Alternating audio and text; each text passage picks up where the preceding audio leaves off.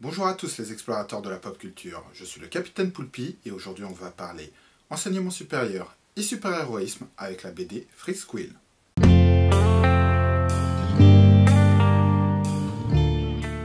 Freak Squill est une bande dessinée française en 7 volumes publiée entre 2008 et 2015 par les éditions Ankama. Elle est l'œuvre d'un seul auteur, à la fois au dessin et au scénario, Florent Maudoux. L'histoire prend place dans une faculté de super-héros, la FEA...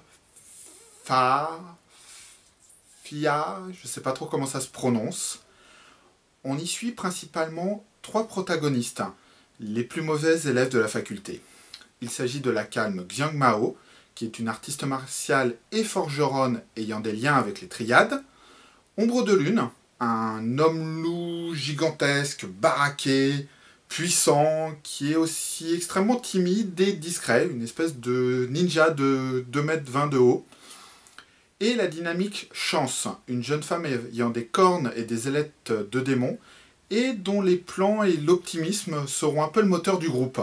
Obligés de travailler ensemble, ils devront suivre les cours, faire face aux galères étudiantes, à la fois pour se nourrir et se loger, mais aussi faire face aux embrouilles avec d'autres élèves, à une rivalité avec une école de héros plus populaire, et surtout aux magouilles du directeur de la fac.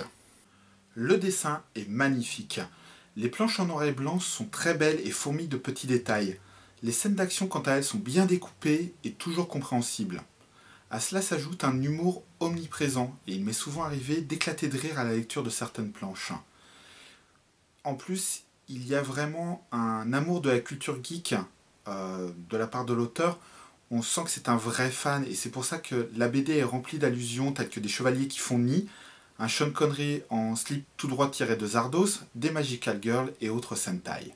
Si je devais trouver un défaut à Freak Squill, ça serait le scénario.